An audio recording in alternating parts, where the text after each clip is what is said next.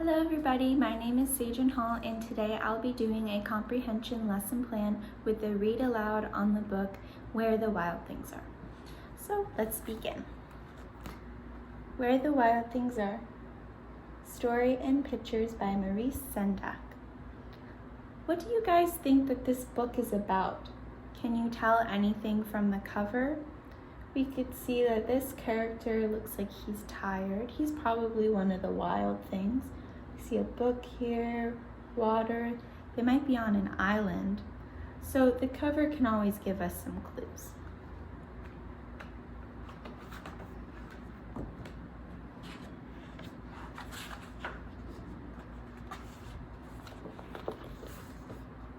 Where the Wild Things Are.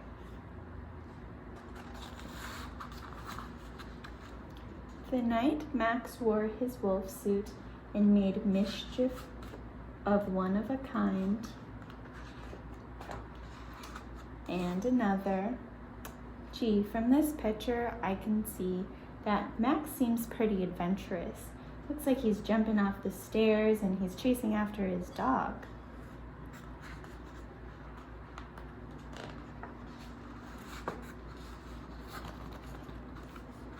His mother called him Wild Thing, and Max said, "I'll eat you up."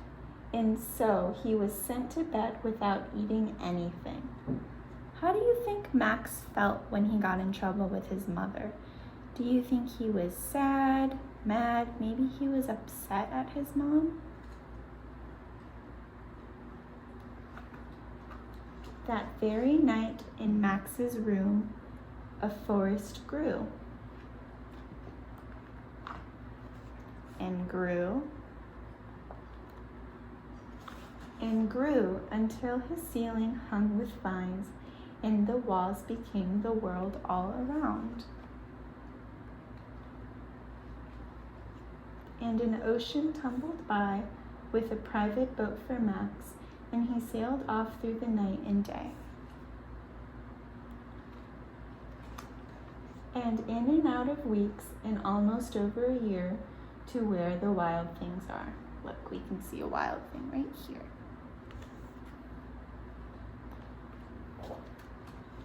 And when he came to the place where the wild things are, they roared their terrible roars and gnashed their terrible teeth and rolled their terrible eyes and showed their terrible claws. Till Max said, "Be still," and tamed them with the magic trick of staring into their yellow eyes without blinking once, and they were frightened and called him the most wild thing of all, and made him king of all the wild things. And now, cried Max, let the wild rumpus start. Here we can see all of the wild things and Max having a good crazy time. Some more pictures. Now stop, Max said, and sent the wild things off to bed without their supper. And Max, the king of all the wild things, was lonely and wanted to be where someone loved him best of all. Why do you think Max felt lonely? Do you think he wanted to go home because he misses his family and his mom? Then, all around from far away across the world, he smelled good things to eat, and he gave up being the king where the wild things are. But the wild things cried, "Oh, please don't go. We'll eat you up. We love you so." And Max said, "No." The wild things roared their terrible roars and gnashed their terrible teeth and rolled their terrible eyes and showed their terrible claws, but Max stepped into his private boat and waved goodbye. And sailed back over a year, and in and out of weeks, and through a day.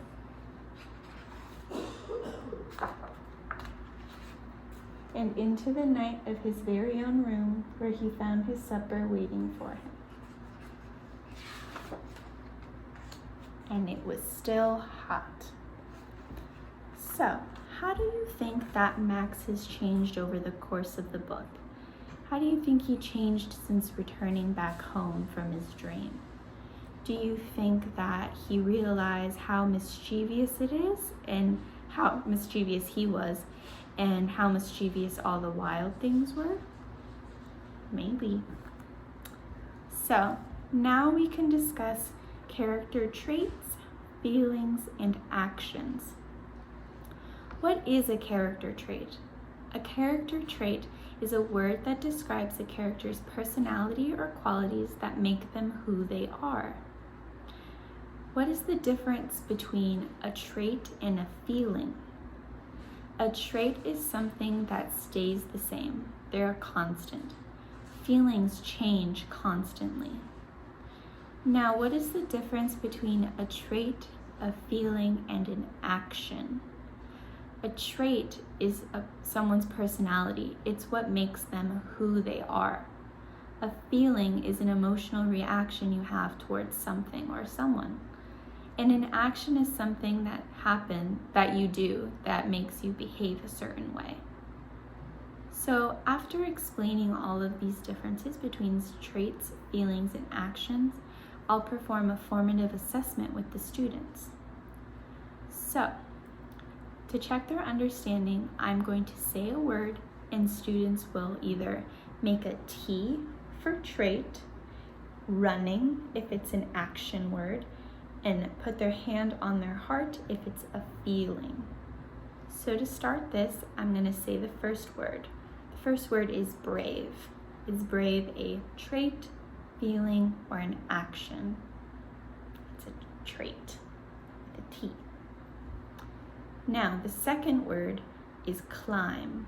Is climb a trait, a feeling, or an action? That's right. It's an action. We move our arms like we're running. Now, the last word is annoyed. Is annoyed a trait, a feeling, or an action? It's a feeling.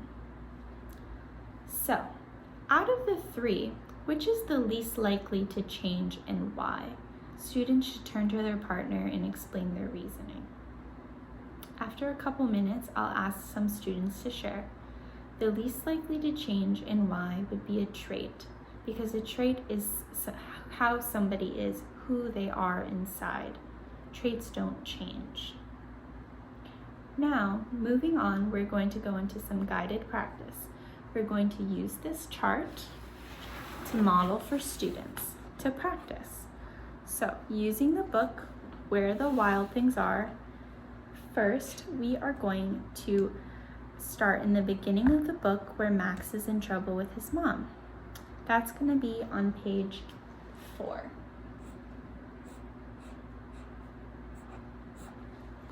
Now, I'm looking for an awesome word for a character trait for Max. We don't want to say the words bad or naughty because those are kindergarten words. We can think of some higher level words. I'm thinking that the character trait I would describe Max as is mischievous.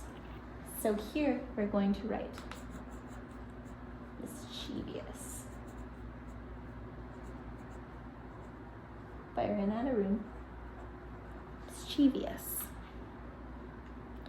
Now, we are going to think of the feeling that Max had at home when he got in trouble with his mom. I can think of a few different words for this one, but I'm going to go with neglected. He probably wasn't feeling like his mom had paid enough attention to him, which is why he was acting very mischievous. So let's write neglected here.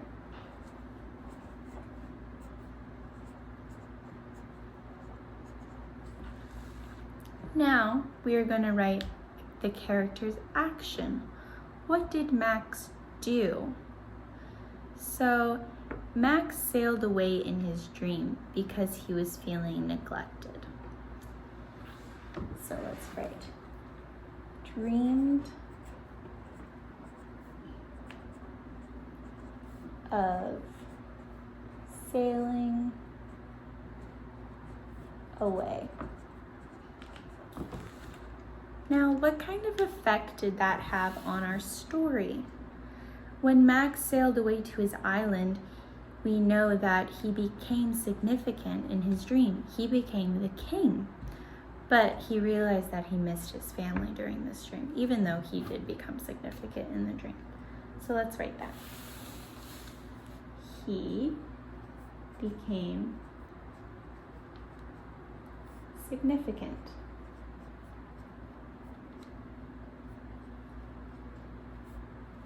He became king. But he realized he missed his family. And that's what we write under effect of events on the story. After practicing with my students, they're going to move on to the book, The Great Gatsby, that we have read previously. Students should be put into small groups, and each of the groups will be assigned some guided reading. After their guided reading, students will be assigned, or each group will be assigned a character, and they should fill out, or they should complete this entire chart filled with the page numbers, character traits, characters' feelings, characters' actions, and the effect of events on the story. So, just flip. I have an example chart of students' work that would be filled out with Daisy Buchanan's character traits. Here we have page number 92. Character trait is shallow. Her feeling was desperate. Her action was that she cried over Gatsby's expensive shirts when they were reunited, instead of spending the time with him. The effect of the events on the story is that she revealed her true self to Nick. That's when Nick realized how shallow she actually is. On page 96, the character trait is charming. Her feeling was pleased. This is when she whispered something in Gatsby's ear when they were reunited. The effect this had on the story is that Gatsby fell right back in love with her, just like he did when they first met. He fell in love all over again. On page 130, we have the trait indecisive. She was feeling overwhelmed. The action was that she couldn't decide between Tom or Gatsby, who she really loves. This caused an argument at the hotel between Tom and Gatsby over who she loved the most. Next, let me just show you more. On page 178, the character trait is careless. The character's feelings are superior. And her action was that her and Tom sent Mr. Wilson to Gatsby's after the accident where she hit him with the car, or where she hit his wife with the car. This caused Gatsby to be murdered by Mr. Wilson because he thought that Gatsby was the one who committed the crime. So, after each group fills out their own chart, then students will have a chance to share with the class, and they can go over if they agree, disagree, have anything to add to the charts. And I'll be circulating around the room the whole time just in case anybody has questions at all. That's the end of my comprehension lesson. Thank you.